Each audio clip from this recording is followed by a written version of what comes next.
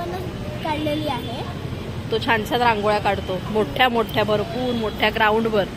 आणि आता आम्ही कसा प्रवास केला, किती छान छान व्ह्यूज होते आणि साखरपुडा कसा झाला हे तुम्हाला पुढे पुढे दिसणारच आहे. चला तर मग बघूया.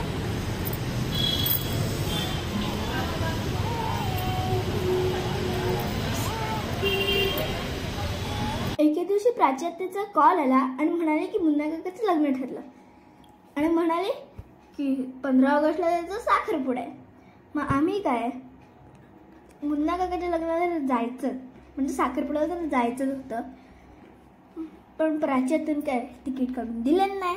मग आम्ही आमचं तिकीट काढलं आणि बॅग भरली आणि निघालो 4:30 वाजता संध्याकाळी जनशताब्दी 14 ऑगस्टला आम्ही निघालो आणि आम्ही पोचल्या आमची ट्रेन आलेली होती. काय आश्चर्य, आम्हाला ती वळणातच दिसली होती आणि तिथून आमचा प्रवास सुरू झाला. पण आधी आम्ही थोडा वेळ आमचा डबा शोधत राहिलो D4 आणि इथे आम्हाला धबधबा एवढा सुंदर होता. पण हे बाबाला म्हणजे तो ये जा करत होता चिपळूण रत्नागिरी, त्यामुळे त्याला माहिती असायला हवा होता. पण त्यांनी सांगितलं नाही आम्हाला. त्यामुळे नितीन लगेच व्हिडिओ चालू केला पण तो उशिरा चालू केल्यामुळे जसं आम्ही ट्रेनने पुढे जात गेलो तसं आम्हाला निसर्गात हिरव्या रंगाने भरलेली झाडं, पानं, फुलं अशी दिसली आणि खूप सारे धबधबे.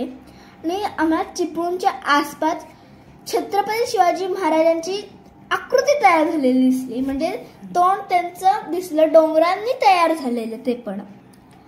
आणि ते खूप सुंदर दिसत होतं. आणि त्या प्रवासात ह्याच्याशिवाय दुसरं काहीच नव्हतं मला सुंदर वाटलेलं. आणि आता आम्ही इथे कणसाचे दाणे खातोय. म्हणजे डबे आणलेले ते आम्ही इटिंग प्रोसेस चालू झालेली आहे इथे. तिथे काहीतरी लागलेलं ते मी बघत होते. आणि नंतर मी बॅगेतून चाट मसाला काढला आणि तिथे टाकला आणि बाबाकडे ढवळायला दिलं मिक्स करायला. मस्तपैकी मिक्स केले. पहिल्यांदा मिक्स झालं नाही तर ते भरपूर भरलेले होते आणि यावेळी मस्त मिक्स झालेलं त्यामुळे चव सुद्धा खूप भारी लागत होती. आपण कसं मिक्स केलं तर गोल गोल गोल गोल फिरवलं आणि मग उघडल्यावर त्याचं रूप असं होतं. आणि मग ते आम्ही इथे केले. बाबा मी ताई म्हणजे कमी खाल्लं, आम्ही दोघांनी जास्त खाल्ले.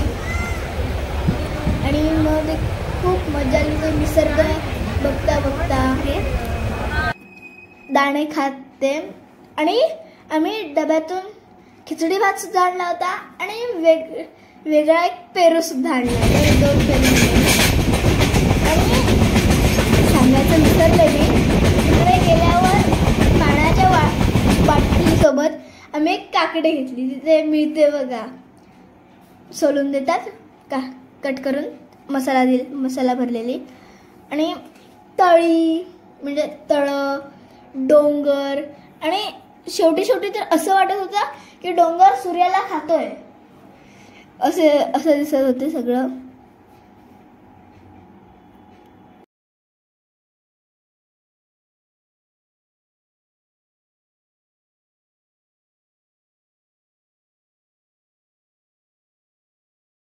आणि नंतर आम्ही पनवेलपर्यंत खूप फास्ट गेलो.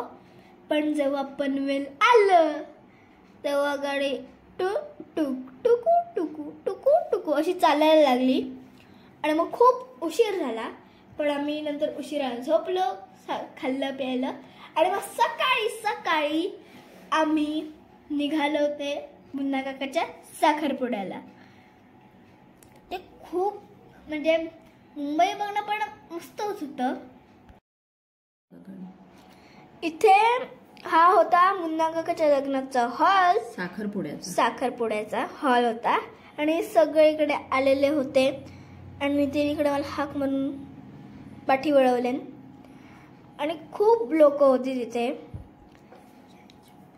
म्हणजे अजून यायची होती काय काय आलेली.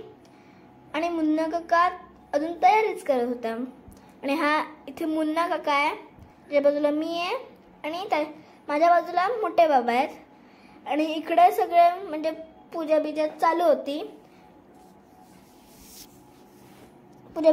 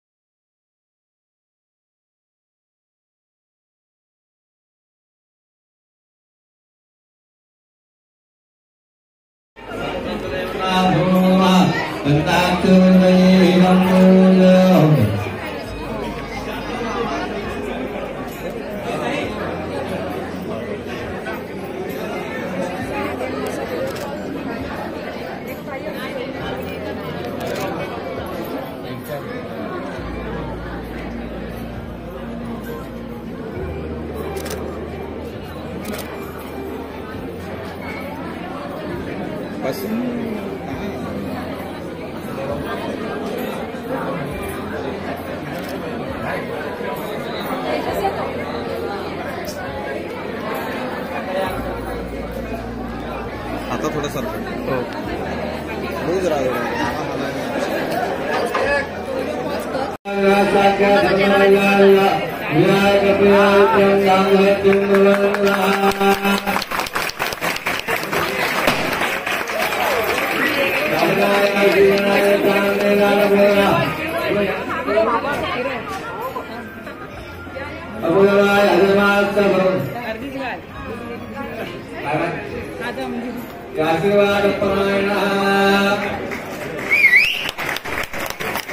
हा सिद्धेश काका पळतोय पडतो. सांग. हाच तो मामा जो एवढा मोठ्या रांगोळी काढतो. मामा नाही, मामा आजोबा. मामा आजोबा. नाव सांग ना त्यांचं. रवी मामा आजोबा. रवी मामा. ही मंजू आत्तू. ही प्राचू आत्तू.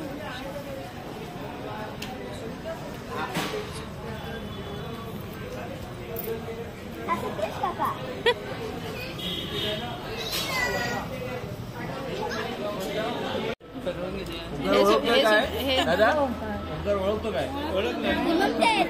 ममते आजी, तारा आजी. अनन्या बोल ग. पूजा तू. हिशोबाजी.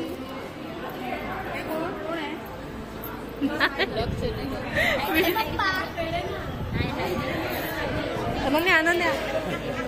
तमुन्ना काका. तमुन्ना काका म्हणजे प्रसन्ना. याचाच साखरपुडा बघा. त्याचाच साखरपुडा. आणि ती काकी पूर्वा काकी.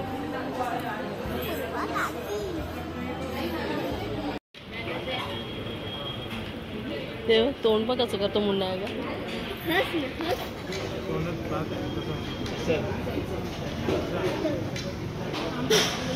असते पण चालेल.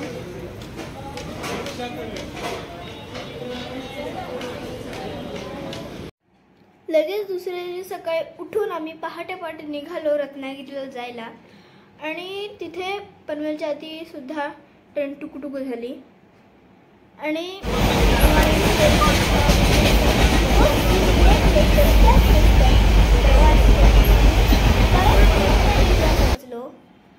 आणि व्हिडिओ आवडल्यास तुम्ही लाईक करा, सबस्क्राईब करा आणि शेअर करा. धन्यवाद.